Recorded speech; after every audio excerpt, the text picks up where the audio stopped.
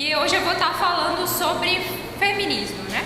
Eu vou falar um pouco sobre a parte histórica do feminismo, né? Protofeminismo, feminismo de primeira onda, de segunda, de terceira, e depois um pouco sobre os pressupostos anticristãos do feminismo, né?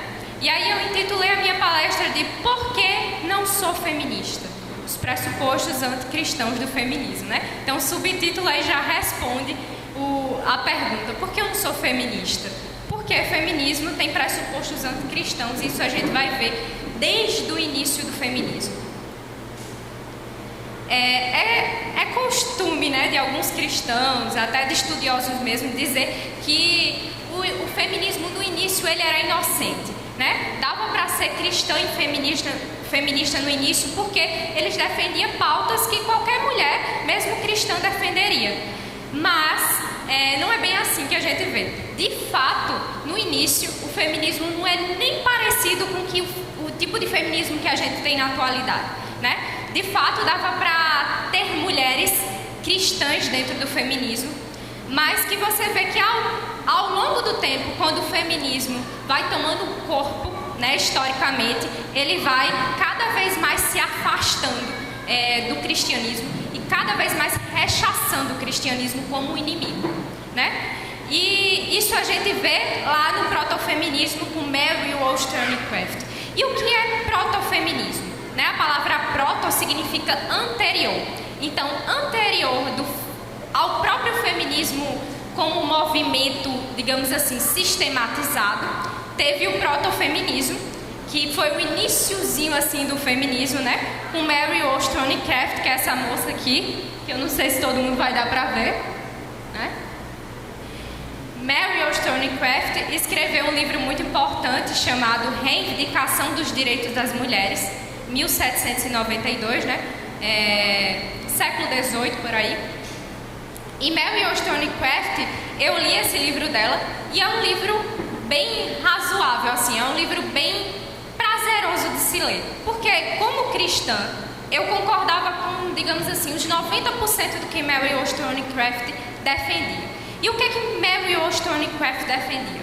Ela defendia que as mulheres deveriam deixar de ser fúteis, né, e se preocupar só com as vestimentas. Acho que vocês se lembram, né, dos filmes de época, como as mulheres se vestiam todas bonitas, né, com aqueles vestidos bem rodados, né, várias partes de roupas por baixo, e pó de arroz né, aqueles blushes bem Maria Antonieta.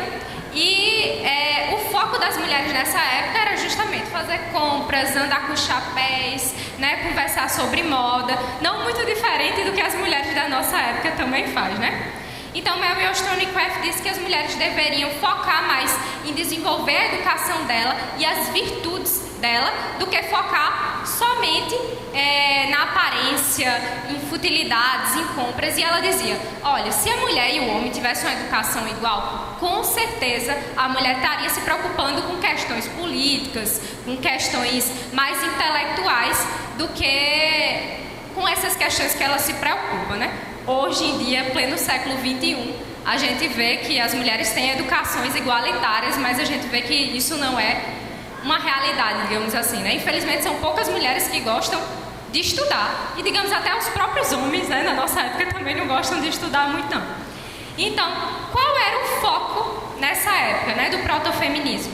Ela falava sobre direitos civis, sobre as disparidades contratuais do casamento, sobre educação igualitária, né? E olha, pasmem, ela como uma feminista, ela defendia a maternidade, a castidade, a modéstia, que a gente viu aqui com Dani, né? Ela fazia críticas a mulheres masculinizadas da sua época. Veja como isso é diferente do feminismo atual. Essa aqui é um exemplo do que eu falei, né, sobre as mulheres de 700, que eram as mulheres que Mary Wollstonecraft criticava. E tem uma citação que ela fala nesse livro dela, né, Reivindicação dos Direitos das Mulheres, e diz assim, para elas, em geral, essas mulheres de 700, o aprendizado era algo secundário. Não se dedicavam a nenhuma disciplina com ardor e perseverança necessários para dar vigor às suas faculdades e clareza ao julgamento. A conversa das mulheres francesas era frequentemente superficial, mas afirmo que não era nem a metade tão insípida quanto a das mulheres inglesas, cujo tempo é gasto fazendo gorros, chapéus e todo tipo de complementos, para não mencionar as compras e liquidações, né? Outra coisa que ela criticava muito no livro dela era a forma como os próprios homens enxergavam as mulheres também, mas não enxergava de um jeito opressivo, que é o que as feministas falam hoje em dia. Ela criticava os homens porque enxergava as mulheres de uma forma muito, digamos assim, infantil, né? Como se fosse um bibelozinho que você tem que botar ali e tomar o maior cuidado para não se quebrar, né? Então a crítica dela era essa, que não a fragilidade da mulher, mas sim a ver a mulher como fraca, né? Como Dani estava falando, como incapaz de ter um julgamento, uma racionalidade. Então ela até falava, como é que ela citava muito o cristianismo nos temas dela, né? E ela fala, como é que a gente vai ser boas mães, né? Como é que a gente vai ser boas esposas e ensinar os nossos filhos e ajudar os nossos maridos se a gente não tem estudo, se a gente não se dedica a estudar, né? Porém, não é só mar de flores, Mary Wollstonecraft e o protofeminismo, né? Ela tem muito de comum com as próprias feministas atuais. Por isso que eu comecei falando que nem o protofeminismo se salva, nenhum tipo de feminismo se salva. Por quê? O que é que ela defendia? Ela defendia a educação pública como salvação da humanidade. A gente vê isso também muito com os esquerdistas, né? O pessoal que tem a pauta mais de esquerda, né? Você vê que o instrumento sempre é a educação pública, né? Os pais, por exemplo, que querem fazer homeschooling com os filhos, não têm esse direito. Eles lutam, né, com veemência contra esse direito dos pais de ensinar os filhos. Isso era uma coisa que Mary Wollstonecraft também fazia na época. Ela dizia que as famílias eram incapazes de criar seus próprios filhos, justamente porque ela criticava essa moralidade dessas pessoas da época, tanto as mulheres quanto aos homens. Mas uma pergunta que a gente fica na cabeça, né? A própria Mary Wollstonecraft o Estado era formado por que tipo de pessoas? Não eram essas mesmas pessoas que eram pais e mães desses meninos que iam lá e ensinavam nas educações públicas, nas escolas públicas? Sim, era o mesmo tipo de educação que tinha. Então, outro ponto também, que é uma pauta que é bem em acordo, em convergência com o feminismo atual, é que ela achava que a diferença entre os sexos só existia por causa da cultura, né? Então, por exemplo, meninas gostam de brincar de boneca porque a cultura ensinou assim. Meninos gostam de brincar de luta porque a cultura ensinou assim. Se tivesse sido ensinado diferente, com certeza, diz Mary Wollstonecraft, as mulheres seriam diferentes, né? Então, isso aí é digamos assim, proto-ideologia de gênero, né? Começou lá em Mary Wollstonecraft no século XVIII. E outro ponto bem negativo era que, apesar de você ver muito de cristianismo, né, em Mary Wollstonecraft, porque afinal ela era fruto do meio dela, né? O meio que ela estava, a época que ela estava, a maioria das pessoas era cristãs, então ela também tinha essa influência cristã. Então ela falava muito de Deus nos livros, mas ela começou aí com a pontinha de teologia liberal. Em que sentido? Ela negava a visão literal de Gênesis sobre a criação de Adão e Eva. Justamente porque, se Adão e Eva existem, né?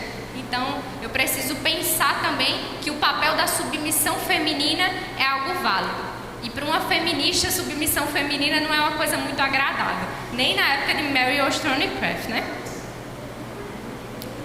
Então, falando sobre o protofeminismo, agora a gente vai passar sobre o feminismo de primeira onda, né? A primeira onda do movimento feminista. Tem aí mostrando a foto, né? Votos para as mulheres. Então, o foco desse movimento, né, dessa primeira onda, era justamente o que a gente chama de sufrágio, né?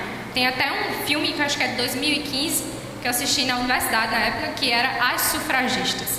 E o que é sufrágio? É o voto, né? E esse sufrágio surgiu lá, essa primeira onda surgiu lá em 1848, E não por acaso também, nessa época também surgiu a Comuna de Paris, o Manifesto Comunista de Karl Marx. Então todo mundo estava muito envolvido com essas pautas, digamos assim, políticas, né? E o feminismo foi influenciado muito pelo socialismo também. Foi influenciado pelo socialismo, pelo marxismo e por capitalistas também. Então, na maioria das vezes, quem tinha digamos assim, essa liderança sobre as mulheres não eram as próprias sufragistas ou as feministas, eram os homens que lideravam. Quem é que é mais, digamos assim, interessado em ter a liberação sexual? Os homens, né? Se as mulheres podem fazer sexo livremente, melhor para os homens, né?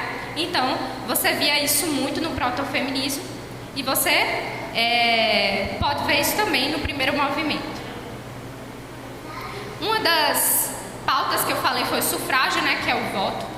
Continuou a questão da educação igualitária, a inserção das mulheres em áreas majoritariamente masculinas. Então, as mulheres, elas queriam ter, digamos assim, mais voz nos lugares onde os homens eram predominantes. Por exemplo, no trabalho, né? Mas se você para ver, eu até li um livro que o nome era Sexo Privilegiado, e fala como as mulheres, na maioria das vezes, elas não foram oprimidas, pasmem, elas foram privilegiadas. E foi isso que, por exemplo, a Mary Wollstonecraft, que era a própria feminista, estava acusando as mulheres da sua época, né? Então a gente vê que as mulheres, elas estavam pedindo para entrar no mercado de trabalho, mas isso começou quando começou a Revolução Industrial, que foi essa época aí em que elas estavam inseridas, que os trabalhos ainda eram, digamos assim, maçantes, mas estavam mais leves do que os trabalhos que os homens faziam anteriormente, que era o quê? Que era cuidar de mina, exploração de mina, né? Trabalhos mesmo braçais, que as mulheres nunca fizeram parte, porque elas também nunca iam querer fazer parte disso, porque a gente já viu que mulheres, elas têm menos força, né, física do que os homens. Então, elas não trabalhavam porque o trabalho era árduo. É tanto que, deixa eu só beber um pouquinho de água.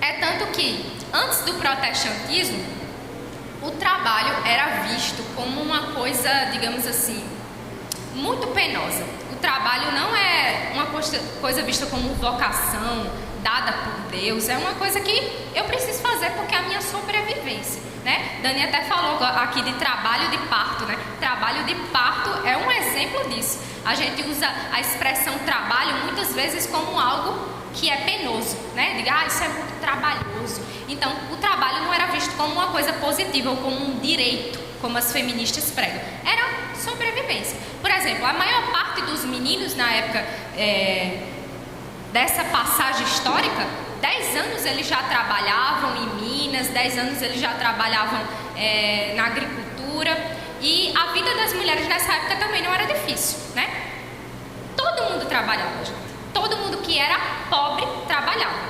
Quem não era pobre não trabalhava. Até mesmo os homens que eram da nobreza, em 700, por exemplo, na época de Mary Wollstonecraft, você pode até pensar nos filmes históricos que você pensa, as nobrezas ficam lá, só comendo, né, sentado, e o povo vai servindo, e vivem de bailes e etc. Então ninguém trabalhava, a não ser as pessoas que eram pobres. E pessoas que eram pobres trabalhavam o homem e a mulher. A mulher e o homem trabalhavam geralmente na mesma coisa. Se o homem era padeiro, a mulher também ajudava a fazer pão, a vender pão. Se o homem era pescador, a mulher ajudava na feira, né, vendendo peixe. Mas geralmente a parte mais trabalhosa ficava com o homem. O homem ia, né, o homem ia lá pescar. O homem ia lá, sei lá o que fazer, mais trabalhoso, e a mulher ficava com a parte de vender, de colher os frutos, por exemplo, né? Então, se a vida das mulheres era difícil naquela época,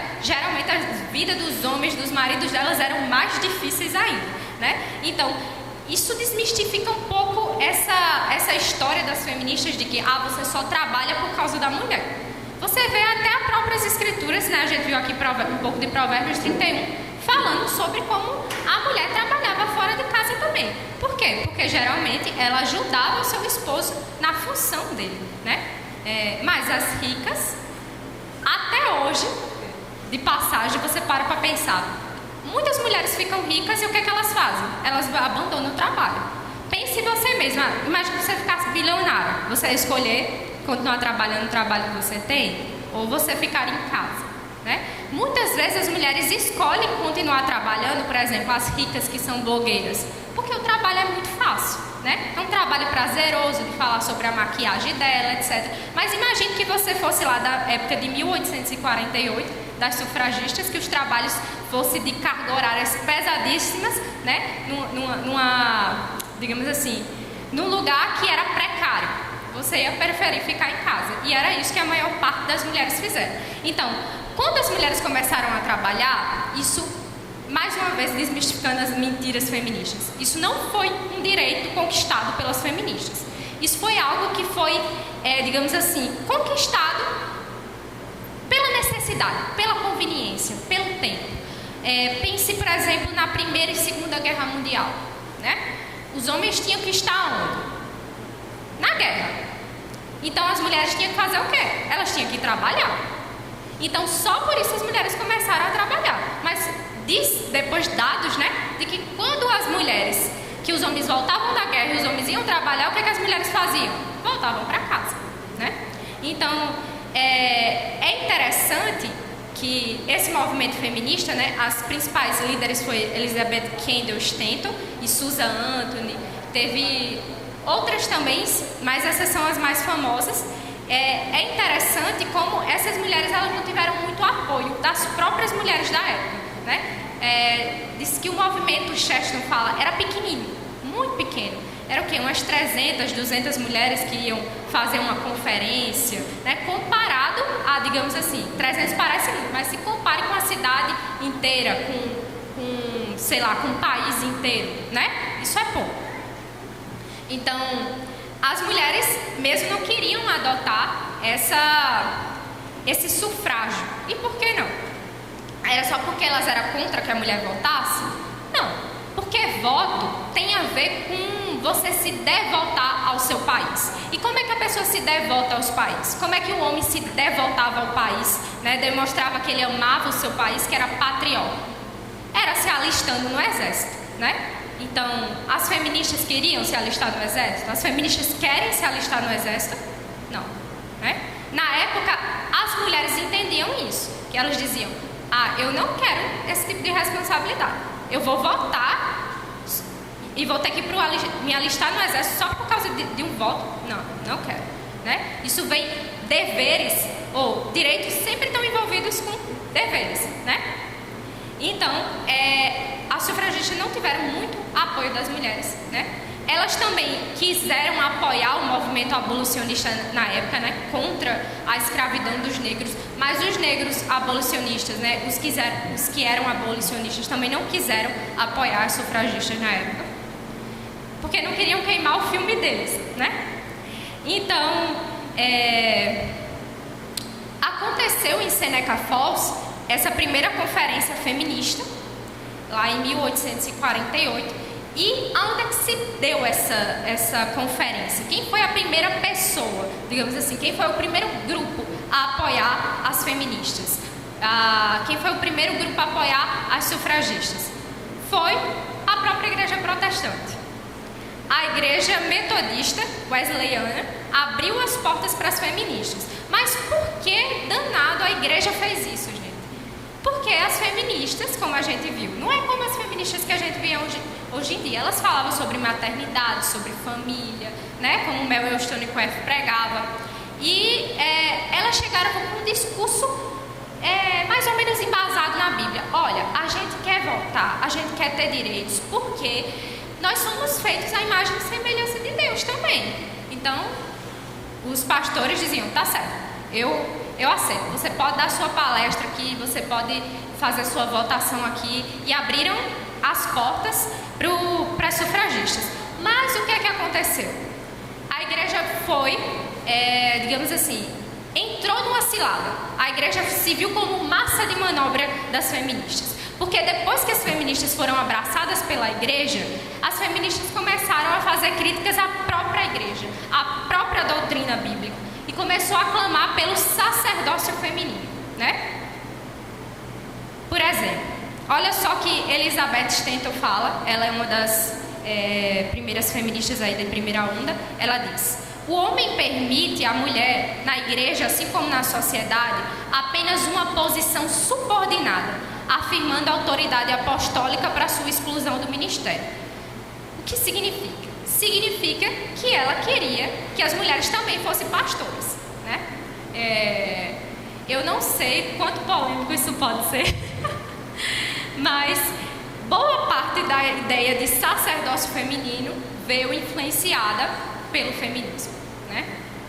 É duro para algumas pessoas ouvirem isso, porque isso é uma questão culturalmente aceita pela nossa época, né? Por exemplo, como o próprio biquíni, né? É culturalmente aceito. Mas isso não era assim antes do feminismo. E olha só o que ela diz também, para vocês terem certeza de que Elizabeth Stanton e a maioria das feministas que estavam encabeçando o movimento de primeira onda não eram cristãs. Não estou dizendo que todas não eram, não. Tinha mulheres, né, como a maioria dessas mulheres na época eram cristãs, tinha mulheres que eram influenciadas, digamos assim, pelo discurso das feministas, né? Mas as encabeçadoras não eram. Olha só o que ela diz. Assim, depois de muitos meses de peregrinação no esgotante labirinto intelectual da queda do homem, pecado original, depravação total, ira de Deus, a crucificação, a expiação e salvação pela fé, eu encontrei a saída da escuridão para a luz da verdade. Minhas superstições deram lugar a ideias racionais baseadas em fatos científicos. Ela estava chamando tudo isso que é tão precioso para a nossa fé, né? A salvação, a expiação, a crucificação, como superstições. E era isso de fato que ela acreditava. Então, ficou claro até agora o que era a primeira onda. A primeira onda se lutava principalmente pelo voto, né? O protofeminismo tem a encabeçadora lá, Mary Wollstonecraft, que fazia crítica à superficialidade das mulheres, né? Lutava pela educação igualitária. E agora a gente vai falar um pouco sobre o feminismo de segunda onda. E eu não trouxe muitas coisas aqui não sobre o feminismo de segunda onda, porque eu achei que as citações das próprias feministas, elas deram suficiente para convencer vocês de que não tem como ser feminista e cristã ao mesmo tempo. A segunda onda aconteceu mais ou menos em 1960, e ela foi muito influenciada, na verdade, feminismo tem muito a ver com revolução sexual. O que era a revolução sexual? Não sei se vocês lembram dos Beatles, dos hippies, né? Que existiam na época. Então, esse movimento hippie, tudo mais que acontecia na época, se pregava a liberação sexual. Se achava que tudo que tinha a ver com a sexualidade cristã era opressiva e retrógrada e tinha que acabar, né? Por exemplo, a ideia de fazer sexo depois do casamento. Isso é muito opressivo, né? A ideia de que eu só posso fazer sexo com meu marido ou com minha mulher, muito opressivo também. Que eu não posso fazer sexo com outra pessoa de outro gênero, quantas vezes eu quiser. Isso também é opressivo. Isso aí surgiu da revolução sexual. Boa parte das pautas que a gente tem hoje em dia sobre como aborto, divórcio, né, anticoncepcional, digamos assim, generalizado, né? Tudo provém da revolução sexual. E essa época foi influenciada, né, justamente pela revolução sexual. E a gente vê muito no feminismo a reprodução dos vícios masculinos, né? Acho que vocês já ouviram algum canto, alguma pessoa que você conhece, feminista, não sei, na escola, na universidade, dizer que por que os homens podem fazer o que eles quiserem? Eles podem pegar quantas mulheres e eles são os garanhões. E eu, que sou mulher, não posso pegar quantos homens eu quiser e eu sou descrita como galinha, né? Então, Mary Wollstonecraft, lembra lá no protofeminismo, ela criticava essa dupla moralidade. Ela dizia que nem mulheres, nem homens tinham direito, né, de fazer o que quiser, de sair ficando com quantos querem, né? Mas o feminismo de segunda onda já é um pouco diferente. Ela diz não, do lugar de dizer, por que os homens fazem isso? Isso é errado. Elas dizem, por que os homens fazem isso? Eu também quero fazer. Então você vê isso muito nas proponentes mais, digamos assim, conhecidas do feminismo, de todas, que são Simone de Beauvoir, com O Segundo Sexo, e Beth Friedan, que escreveu A Mística Feminina. A gente também tem Kate Millett, que escreveu Política Sexual, para vocês verem como a revolução sexual e o feminismo estão muito interligados. A gente também tem nessa época Margaret Sanger. Margaret Sanger, na verdade, ela surgiu no feminismo de primeira onda. E o que era Margaret Sanger? Ela fundou uma clínica que existe até hoje em alguns lugares do mundo, que se chama Planned Parenthood. Não sei como se pronuncia, sou péssima em inglês. Mas ela criou essa clínica, e essa clínica era para as mulheres abortarem, né? De boa, assim, abortar quantas vezes ela quiser. E essa clínica existe até hoje. Eu estava vendo, não sei quantos de vocês assistiram aquela série bem conhecida, que surgiu recentemente, que era Wandinha, né? Wandinha, a personagem principal lá, ela, não a personagem, né? A atriz que faz ela tem lá no perfil dela, que doou não sei quantos de dinheiro para o Planned Parenthood, ou seja, ela financia a causa abortista, né? Eu só quero ler aqui um trecho que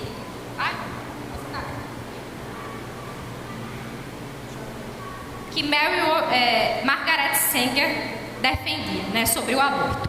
Margaret Sanger, ela era abertamente eugenista. O que é eugenista? É uma pessoa que acha que você deve limpar a sociedade de pessoas defeituosas, isso é, deficientes físicos, para ela também negros. Então, a maior parte dessas clínicas eram abertas em lugares de precariedade, onde a maioria das pessoas eram negras, pobres, etc. Mas não era porque ela era boazinha, era porque ela queria matar essas pessoas, né? Olha só o que ela diz. A eugenia é sugerida pelas mais diversas mentes como o caminho mais adequado e definitivo para a solução de problemas raciais, políticos e sociais. O problema mais urgente hoje é como limitar e desencorajar o excesso de fertilidade daquele que é mental e fisicamente deficiente, né? Então você vê hoje em dia, né, o que Dani estava falando, sobre as mulheres que não querem ter filhos, sobre as mulheres que, né, não querem estragar o corpo delas, não querem acabar com o casamento delas porque vai ter filhos. Você vê que isso não é à toa, isso é fruto do feminismo, da revolução sexual, né? Dessa ideia de que a maternidade, o casamento prende o outro. E era exatamente isso que é a maior pauta do feminismo de segunda onda. Simone de Beauvoir e Beth Friedan eram inimigas mesmo, vocês vão ver, da maternidade e do casamento. Olha só o que Beth Friedan diz sobre as donas de casa. Você que é dona de casa, preste atenção aqui o que ela acha sobre você. As donas de casa são desmioladas e sedentas por coisas, e não pessoas. O trabalho doméstico ajusta-se às capacidades das mentes débeis das raparigas e surpreende o seu desenvolvimento no nível infantil. Pouco menos que a identidade pessoal, com pouco menos que uma identidade pessoal como uma inevitável fraca consciência de quem é. Você que é dona de casa, para ela você é desmiolada, você não sabe quem você é. As donas de casa encontram-se perante um perigo análogo ao perigo que correm aqueles que caminharam para a morte nos campos de concentração. Os fatores que levam à destruição da identidade humana de tantos prisioneiros não foram a tortura ou a brutalidade, mas as condições similares àquelas que destroem a identidade da dona de casa americana. Então, para ela, é a mesma coisa que você estar no campo de concentração e você estar em casa. E o que é que Simone de Beauvoir achava também sobre você ser dona de casa, você ser mãe, né? A dona de casa não caminha para a criação de algo que é durável. O trabalho que a mulher faz dentro de casa não é diretamente útil para a sociedade, não produz nada. A dona de casa é subordinada, secundária, parasítica. É para o seu bem que a situação tem que ser alterada, de modo a proibir o casamento como uma carreira para as mulheres. Enquanto a família, o mito da família, o mito da maternidade e o instinto maternal não forem destruídos, as mulheres continuarão a viver sob opressão. Nenhuma mulher deveria ter autorização para ficar em casa e cuidar das suas crianças. A sociedade deveria ser totalmente diferente. As mulheres não deveriam ter essa opção precisamente porque, se tal escolha existir, demasiadas mulheres seguirão. E é o que acontece. Isso é uma forma de forçar as mulheres numa direção certa. Aí, para você ver como a feminista ela é democrática, né?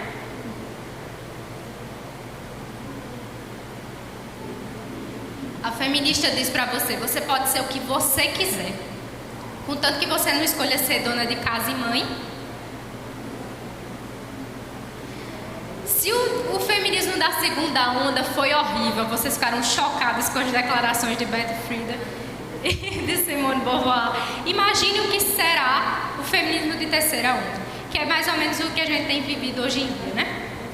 O que é que se prega? Tem aí essa foto dessa moça que tem uma taja, né, porque ela está mostrando os peitos, numa igreja católica. E era geralmente isso que as feministas, né, mais radicais, elas faziam. Elas iam para igrejas, elas vão para igrejas, né, elas inserem crucifixos, imagens que são, digamos assim, afetivas para a gente, importantes para a gente, na vagina, enfim. Uma baixaria só. E o que é que a terceira onda do feminismo prega? A subversão, quase que não saiu, das identidades, né? Ou seja, o que é isso? A ideologia de gênero, né? Você não se você não se sente mulher, você não é mulher.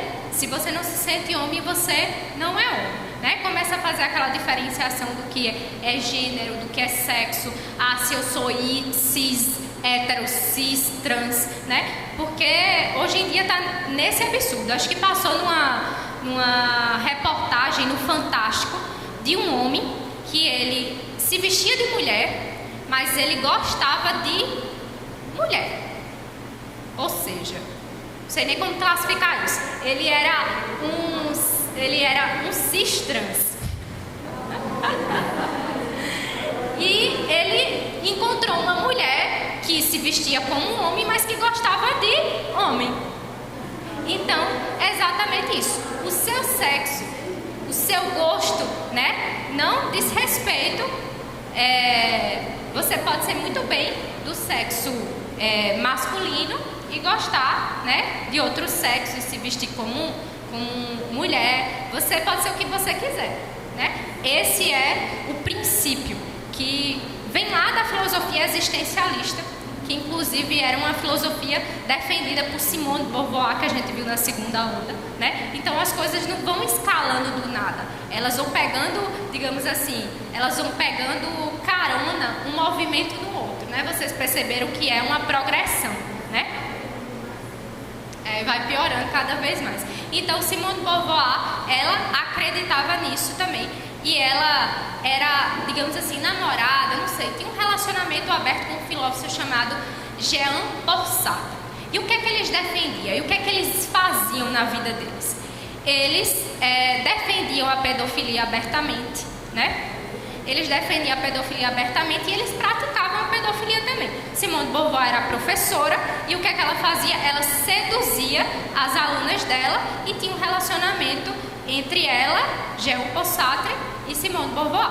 Mas você vê perceptivelmente que ela faz isso por uma busca desesperada pela atenção do Jean Paul Sartre. Ela queria o amor dele, né? Mas não podia ter. Então o que é que ela fazia? Ela fazia isso, de levar meninas mais jovens para apimentar a relação e não sei o que. Terminou que ela levou, digamos assim, um chute na bunda, né? Então a gente vê muito isso em propulsoras como Judith Butler, Monique Wittig, né? Que fala sobre o padrão lésbico. Como é que a mulher pode se libertar da opressão masculina? Elas dizem que você sendo lésbica é a forma de você ficar livre do homem, né? Ela diz assim: a lésbica transcende o sexo e vive plenamente na liberdade criadora. Ela não se define, em primeiro lugar e antes de tudo, em relação com o homem. Se no gênero heterossexual a categoria de mulher se desprende em ligação com a do homem, a lésbica não é uma mulher propriamente falando. Assim, esse indivíduo terceiro oferece a todos os seres humanos a esperança de escapar da escravidão propagada pela natureza e pelos homens, né? Então, dá para ver que ela é inimiga do próprio Deus, ela é inimiga do próprio corpo. A gente viu na primeira palestra como a gente deve se contentar pela dádiva da gente ser mulher, de ter o corpo que a gente tem, mas as feministas eram inimigas do próprio corpo, elas odiavam o próprio corpo e o fato delas terem nascido mulher, né? Então, por isso que muitas vezes elas querem ser igual aos homens, ter os mesmos, digamos assim, direitos, fazer as mesmas coisas que os homens fazem, né? Sim, eu ia falar um pouco sobre Simone de Beauvoir, né? Sobre o que ela acreditava, que ela pegou emprestado, digamos assim, do amante dela, que era Jean-Paul Sartre, que era essa filosofia existencialista, né? Que diz que você pode ser o que você quiser. Os seres humanos, eles são autocriadores de si mesmos, independentes de Deus. Eles são autônomos. Então, você vê o extremo hoje em dia de... Não é só o sexo que você pode ser o que você quiser. Não sei se vocês já viram algum canto, reportagem ou alguma matéria na internet de pessoas que se sentem como gatos. Eu me sinto como um gato, eu me sinto como um bebê. Aí a pessoa vive como um bebê, usa fralda, usa chupeta e tal, porque ela não se sente uma pessoa adulta, né? Então é exatamente o perfil do existencialismo. Você que cria o seu próprio ser. A natureza, ou a essência, vem depois da natureza. E quais são os pressupostos anticristãos? Se não ficou claro até agora, né? Acho que ficou muito claro, mas eu vou esmiuçar um pouquinho mais, porque você não pode ser cristã e feminista. A gente vê claramente uma pauta de guerra de sexo, né? Mulher contra o homem. O homem, ele é um ser, digamos assim, um estuprador em potencial, que as feministas falam, né? Existiu até uma controvérsia em 1999 de umas camisetas de uma marca chamada Davi e Golias, que eles vendiam essas roupas para meninas, crianças. O nome das roupas eram estampadas assim: garotos são estúpidos, joguem pedras neles, né? Imagine se isso fosse o contrário, se os homens fizessem garotas são estúpidas, joguem pedras nelas, né? Mas a gente vê que para os cristãos nós não pensamos assim. O problema não está em ser homem ou ser mulher, né? Não é porque você é mulher que você encarna todo o defeito e pecado do mundo. Não é porque você é o homem que todas as falhas estão impostas em você. Não, o problema não está no sexo. O pecado está em algo que é ético, não ontológico, digamos assim, não no ser da pessoa. Está no ser que eu estou dizendo assim, ser homem ou mulher, entendeu? Está no pecado, né? O erro está no pecado, que atinge tanto homens e mulheres. A queda atingiu tanto homens e mulheres, né? A gente vê outra pauta também, que é anticristã, que é a ideia de igualitarismo, né? Homens e mulheres são iguais. Como cristão, você não pode dizer isso, minha irmã. Homens e mulheres não são iguais. Eles são iguais até um certo ponto. Por exemplo, quando as feministas dizem que mulheres e homens são iguais, você tem que perguntar igual em que sentido? Eu concordo que as mulheres e homens são iguais, no sentido de que eles são... ambos são valorosos para Deus, né? Ambos são criaturas de Deus. Ambos são imagem e semelhança de Deus, né? Então, homem e mulher não são superiores uns aos outros nesse sentido, né? Mas no sentido de vocação, no sentido de papéis, existe diferença sim. No sentido biológico, existe diferença sim. A guerra contra a realidade e a verdade é tão grande, né? Porque a gente vê que os homens são mais fortes, que as mulheres são mais frágeis. Você vê que a mulher tem capacidade, né? Que, como a Dan estava falando, que o corpo foi criado com todas as funcionalidades de você ser mãe, de você amamentar, de você gerar um ser. E as mulheres lutam contra a própria natureza, né? É uma guerra contra a própria realidade. Você negar todas essas coisas. Não, as mulheres não tem que ser mãe, os homens não são mais fortes do que as mulheres, eles são iguais, né? A própria palavra sexo, no latim, significa secare, que significa dividir, né? Cortar. Então, são coisas diferentes. Na Bíblia não há uma ênfase sobre a posição, se você é igual ou se você não é. A ênfase está sobre o chamado, sobre a vocação. Por exemplo, pense no papel do pastor. Como cristãos protestantes, a gente não acredita que o pastor é mais santo do que a gente, né? A gente não acredita nisso, a gente acredita que todos nós somos iguais. A Igreja Católica pode até pensar, né? O clero, os pastores, os padres, eles são mais santos, sim, existem pessoas que são santas, né? Mas a gente acredita no sacerdócio de todos os santos, ou seja, de todos os crentes. Todos os crentes são santos por causa de Jesus, né? Então, de fato, na Bíblia não há essa ênfase sobre a posição. Você pensa no seguinte: o pastor, ele tem uma posição diferente da sua, né? Ele é sua autoridade, mas ele não é superior sobre você no sentido de que ele é mais santo do que você, de que ele é mais filho de Deus do que você. Não. Ele tem uma posição de autoridade, vocês estão entendendo? Mas mesmo assim, isso não muda a questão intrínseca. Tão pecador quanto ou tão santo quanto também, né? Então a mesma coisa você pensa na relação de marido e mulher, né? Os maridos são autoridade sobre as mulheres, mas mesmo assim as mulheres ainda são iguais aos homens no sentido de são imagem e semelhança de Deus, mas têm posições diferentes. Você pensa nos papéis de mães e pais com filhos. Pais são autoridade sobre os filhos, mas mesmo assim, em termos de dignidade, ambos são dignos, pais e filhos. Você pensa em outra coisa, e deixa eu ver, patrões e empregados. Os patrões são superiores no sentido de que eles são autoridades? São autoridades, mas ele não é mais digno, ele não é mais pessoa do que você, né? E você vê isso numa relação que é mais perfeita de todas, que é a relação entre o Pai, o Filho e o Espírito Santo. Cristo não é de forma alguma menor do que o Pai. Ele é igual em essência, mas Cristo, ele é obediente ao Pai, ele se sujeitou ao Pai, né? Então, se Cristo se sujeitou ao Pai, por que eu não posso me sujeitar ao meu marido? Porque isso é uma opressão, isso é uma humilhação. Então, a pessoa que entende a beleza do Evangelho, ela entende a beleza do casamento também. E é isso que Paulo fala lá em Efésios, né? Que o mistério é grande, mas eu estou falando do quê? Da relação de Cristo com a igreja. Então, a gente defende o complementarismo e não o igualitarismo. O que é complementarismo? Homem e mulheres se complementam. Essas diferenças são perfeitas, são um encaixe perfeito, né? Então, quando eu estou argumentando contra o igualitarismo, eu não estou dizendo que algum sexo é superior ao outro. Eu não estou dizendo que homens são superiores a mulheres sempre, ou mulheres são superiores aos homens sempre, ou inferiores.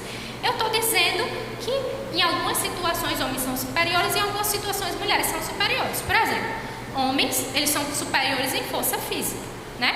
Mulheres são superiores, digamos assim, em comunicação, né? Nós somos muito bons em se comunicar, em ser emocionais, em sentir a dor do outro, em ser empática. Então Deus fez cada um com, digamos assim, com peculiaridades que manifestassem a multiforme graça de Deus. E cada um, nas suas peculiaridades, glorificam a Deus, né?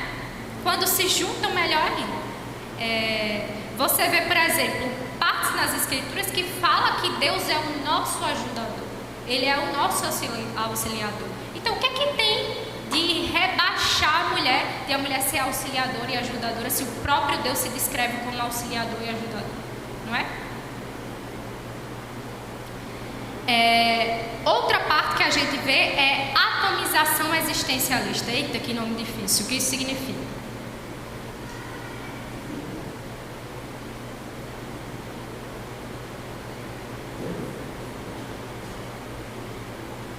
Atomização existencialista é esse nome todo estranho aí que eu vou explicar geral. Significa mais ou menos essa frase que eu acho que todo mundo já ouviu: meu corpo, minhas regras, né? Ou então o que você pode ter ouvido até a sua tia, a sua avó, a sua avó, porque eu digo que a minha avó já disse isso, eu fiquei pasma, né? Ela disse: olha, minha filha, não dependa de homem, porque você vai ter que pedir até para comprar suas calcinhas. Eu não sei o que as feministas têm com as calcinhas, porque toda vez que eu estou escutando uma frase, elas botam as calcinhas no meio.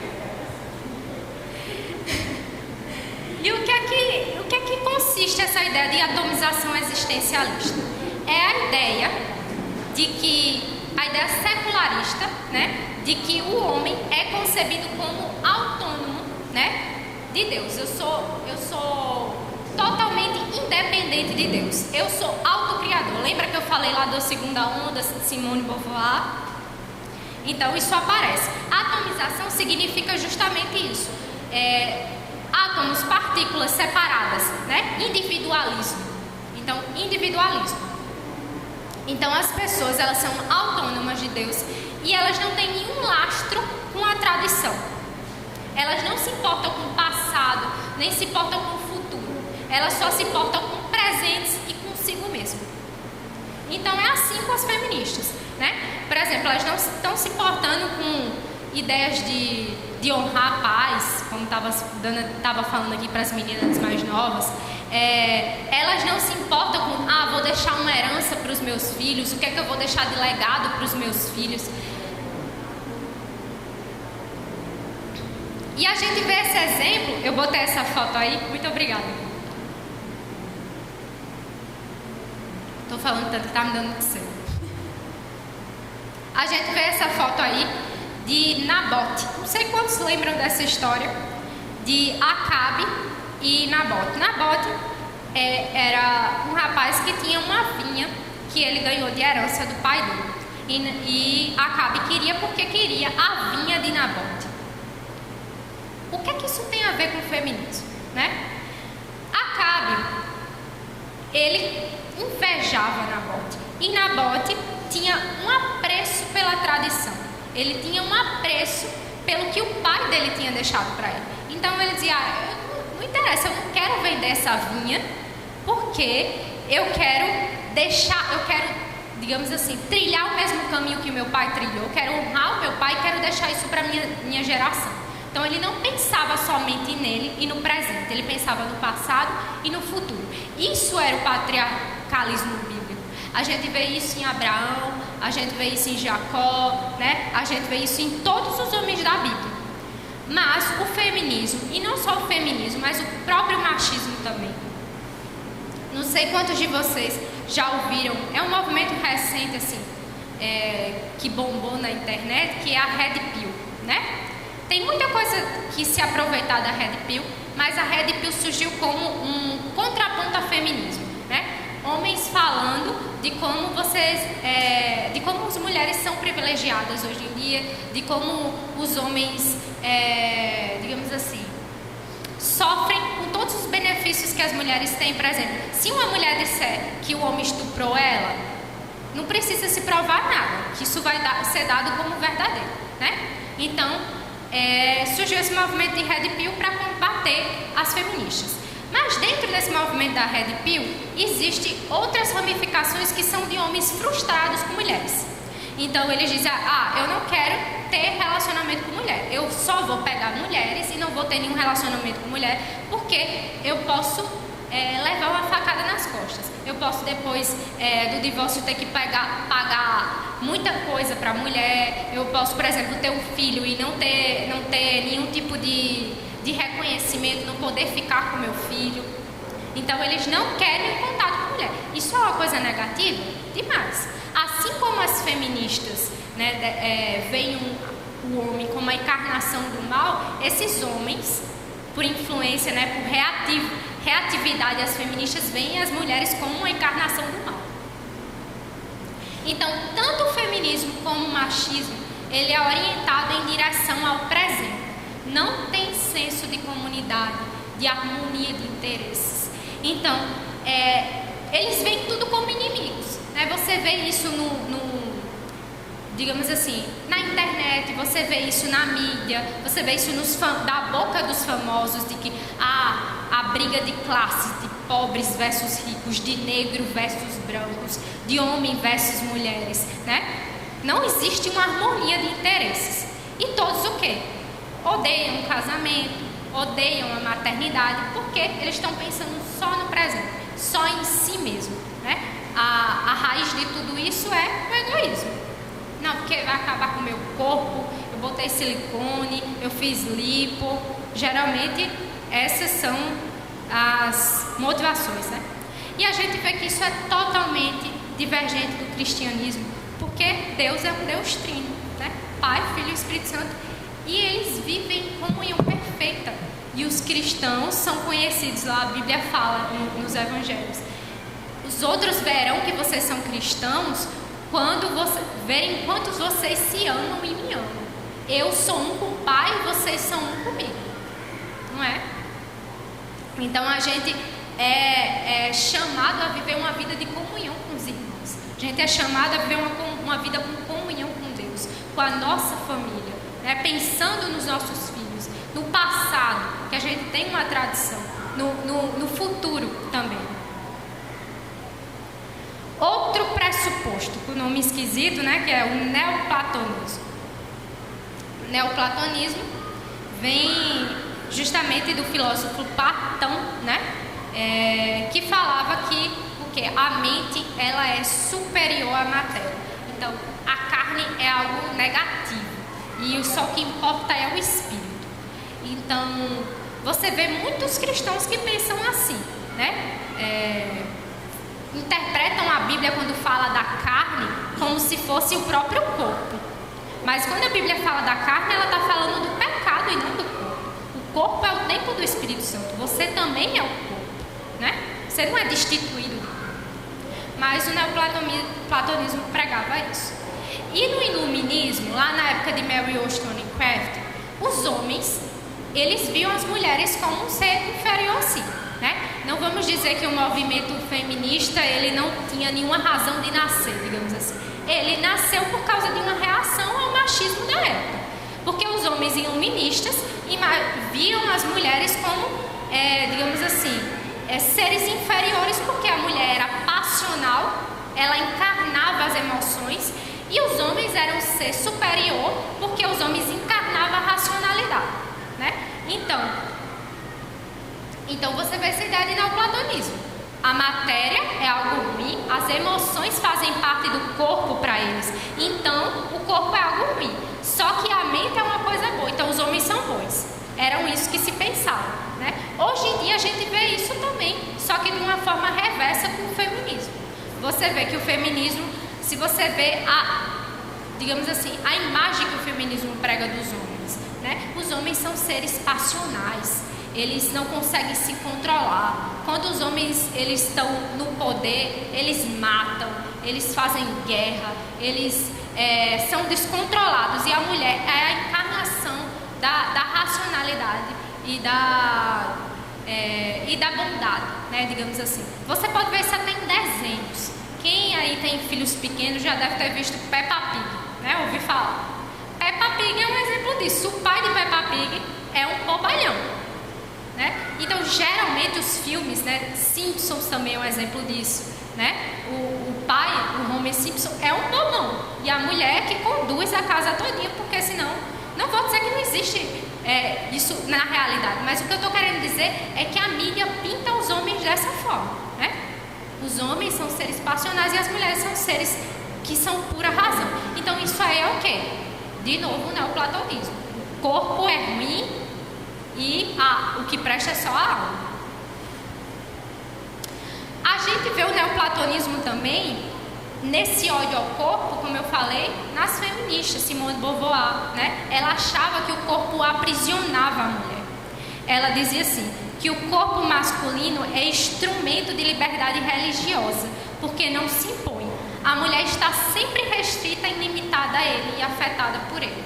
Em que sentido? Porque a mulher tem que dar à luz a filhos, porque a mulher tem que menstruar, porque a mulher tem que ovular, e ela sempre está sentindo o corpo dela se impondo a ela. Ela não tem a liberdade que o homem tem para ser homem e viver como se o corpo não atrapalhasse ele. Era isso que ela achava sobre o próprio corpo. Ela tinha um pavor terrível ao envelhecimento, né? Essa insegurança que ela tinha até com relação ao próprio Jean-Paul Sartre. Só que na Bíblia isso também é diferente. O nosso corpo é o templo do Espírito Santo. Quando a gente for ressuscitar, não vai só como algumas pessoas pensam. A gente vai destruir tudo isso aqui que é carnal, tudo isso aqui e a gente vai para o céu ficar tudo tocando uma harpinha com os anjos, com aquelas roupas brancas. Não, gente, né? A gente vai ressuscitar o nosso corpo junto com a nossa alma, vai se unir, né? Cristo, quando ele apareceu ressurreto para os apóstolos, ele disse, toca aqui, né, para você ver as minhas feridas, né? Então, Cristo ressuscitou. E vai haver o céu, mas também Deus vai ressuscitar e vai regenerar todas as coisas. Essa terra aqui não está fadada ao inferno, ao inimigo, a queimar na chama, não. Cristo vai redimir todas as coisas, né? E a coisa mais importante, que prova como o corpo é algo valioso, ao contrário do que as feministas pensam, não é um aprisionamento. Cristo, ele veio em carne. Cristo se fez homem, ele assumiu a natureza humana. O último ponto, que eu acho que vocês já devem estar cansadas e enjoadas de mim aí.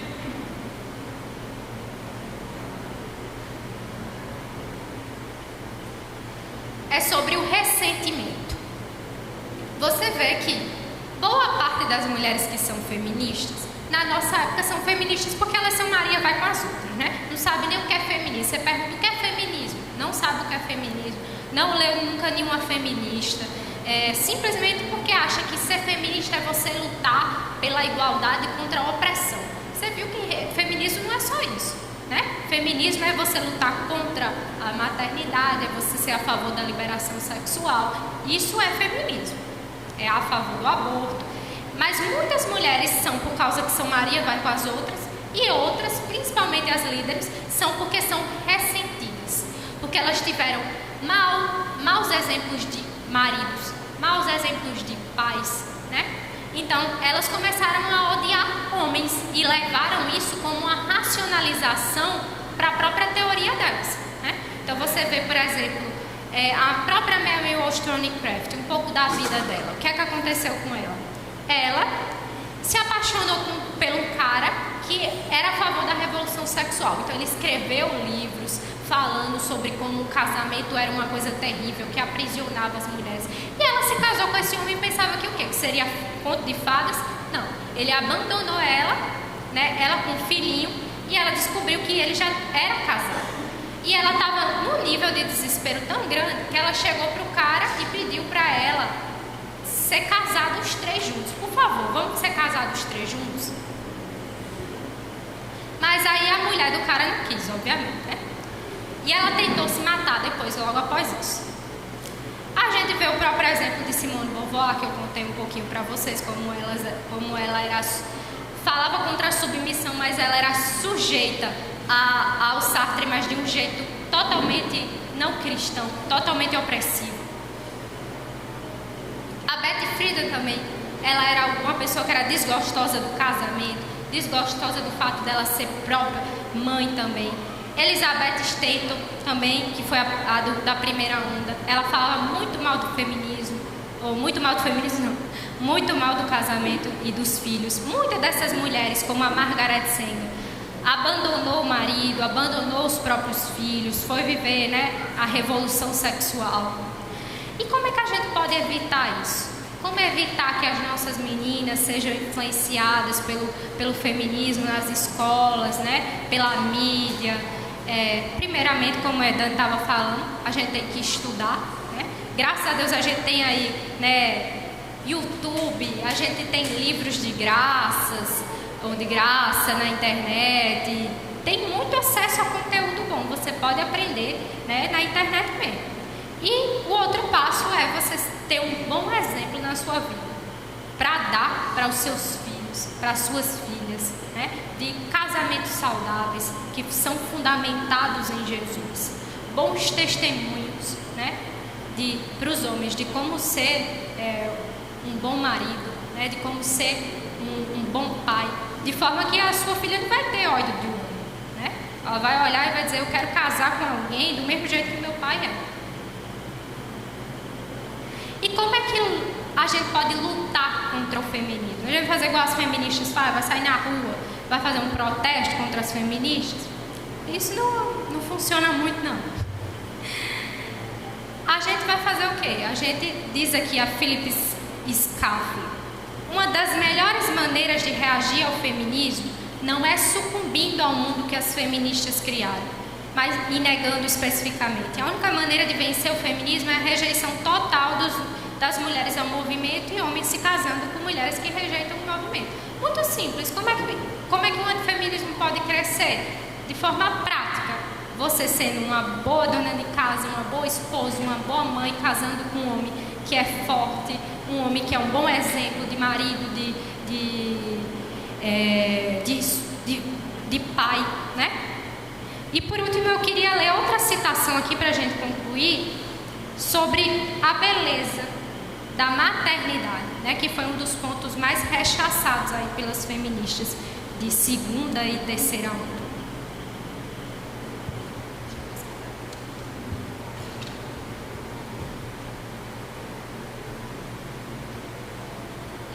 Que eu li, como Beth Friedan dizia que a mulher, a dona de casa era desmiolada, como ela não produzia nada de durável e significativo para a sociedade. Olha que o cara daquele livro que eu falei, né, o Alice von, não sei dizer o nome dele, Hildebrandt, que foi o autor do livro O Sexo Privilegiado, escreveu. Uma coisa é certa, quando chegar a hora, nada que tiver sido produzido pelo homem subsistirá. Um dia, todas as realizações humanas serão reduzidas a um monte de cinzas. Por outro lado, todas as crianças nascidas de uma mulher viverão eternamente, pois a elas foi concebida uma alma imortal, feita à imagem e semelhança de Deus. Sob essa luz, a afirmação de Simone de Beauvoir e Beth Friedan de que as mulheres não produzem nada, mostra-se especialmente ridícula, né? Todas essas coisas aí que as feministas pregam, né? Que, não, porque a gente tem que trabalhar, tem que produzir alguma coisa para a sociedade. Quando Jesus vier, né? E elas, se continuarem desse jeito, provavelmente não vão com Jesus, só se elas mudarem, né? Todas essas coisas cairão por terra. Mas a mulher que se dedicou a criar os seus filhos no caminho do Senhor, isso sim redundará em algo eterno, né? Uma alma eterna, que são crianças, que são filhos criados para a glória de Deus. Então, irmãs, foi isso que eu pesquisei, eu procurei trazer para vocês. Eu trouxe algumas referências aqui, tinha mais, mas eu não tive tempo de